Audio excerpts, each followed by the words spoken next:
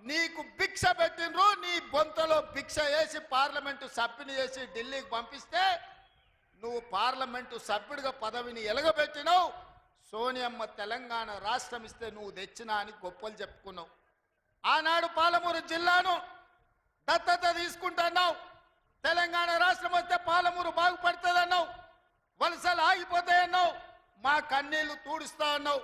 మా ప్రాజెక్టులు పూర్తి చేస్తా అని మాటిచ్చినావు. నేను ఇవాళ అడుగుతున్న వేదిక మీద నుంచి 10 సంవత్సరాలు ముఖ్యమంత్రిగా ఉన్న చంద్రశేఖరరావు గారు 2009లో మేము హక్కున చేర్చుకొని మా కడుపులో పెట్టుకొని చూసుకుంటే, మేము భుజాల మీద పెట్టి మోసుకుంటే, పాలమూరులో ఊరు లేకపోయినా, పార్లమెంటులో నీకు నోరు రాకపోయినా, మేము ఎంపీగా గెలిపిస్తే, మేము భిక్ష పెడితే నువ్వు ఆనాడు ఎంపీ అయినావు. ఆ సంగతి మర్చిపోకు.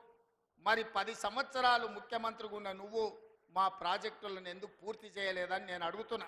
ఇవాళ ఈ వేదిక మీద నుంచి పెద్ద పెద్ద మాటలు మాట్లాడుతున్నారు, పొంకనాల మాటలు. ఇవాళ నేను అడుగుతున్నా చంద్రశేఖరరావు గారిని, 10 సంవత్సరాలు ఈ తెలంగాణ రాష్ట్రానికి 2 సార్లు నువ్వే ముఖ్యమంత్రి కదా, నీదే ప్రభుత్వం కదా, మా జూరాల ప్రాజెక్టు పూర్తి ఎందుకు కాలే?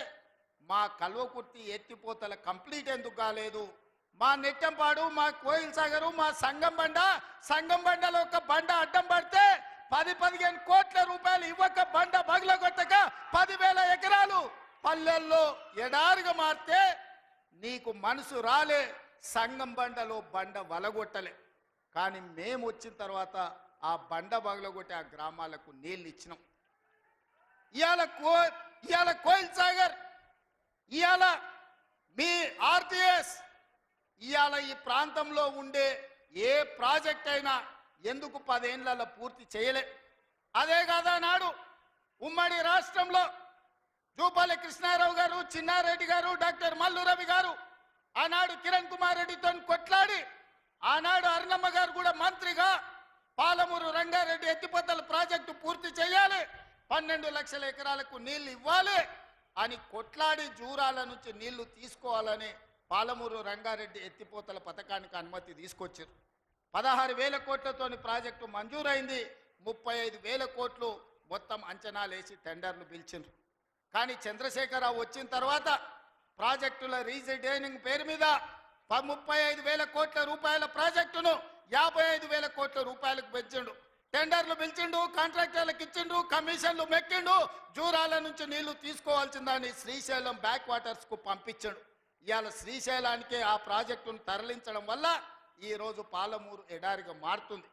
10 ఏళ్లలో పాలమూరు రంగారెడ్డి పూర్తి చేసిన, కల్వకుర్తి పూర్తి చేసిన, భీమా, నెట్టంపాడు, కోయిల్ సాగర్, రాజోలి బండ పూర్తి చేసి ఉంటే, తుమ్మిళ్ళ ప్రాజెక్టును పూర్తి చేసి ఉంటే ఇవాళ ఆంధ్రప్రదేశ్ మనకు అభ్యంతరం పెట్టకపోయి ఉండే. 10 ఏళ్లలో నువ్వు ప్రాజెక్టులు పూర్తి చేయలేదు. పాలమూరును పడావు పెట్టినావు కాబట్టి ఇవాళ మా ప్రాంతం ఎడారిగా మారింది.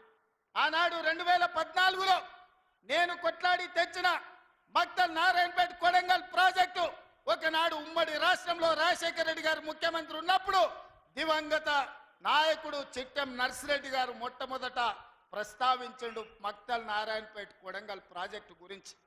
ఆ తర్వాత వారు చనిపోయినాక దాని గురించి మాట్లాడిన వాళ్ళే లేరు. మళ్ళీ 2009లో కొడంగల్ ఎమ్మెల్యేగా నేను బాధ్యత తీసుకున్న తర్వాత ఆ కాగితాలు వెలికి తీసి నేను కొట్లాడి 2014లో ఈరోజు నా మక్తల్ నారాయణపేట కొడంగల్ ప్రాజెక్టు తీసుకొచ్చిన. ఆనాడు 1,500 కోట్ల రూపాయలతో అంచనా అయ్యింది. 1,500 కోట్ల రూపాయలతోని 1,07,000 ఎకరాలకు ప్రాజెక్టు కట్టడానికి అనుమతులు తెచ్చిన. 10 ఏళ్ళు నా మీద కక్షతోని, పాలమూరు మీద పగతోటి చంద్రశేఖరరావు ఈ ప్రాజెక్టును పక్కన పెడితే ఈరోజు నేను వచ్చిన తర్వాత తిరిగి వాటిని దుమ్ము దులిపి పనులు మొదలుపెట్టిన.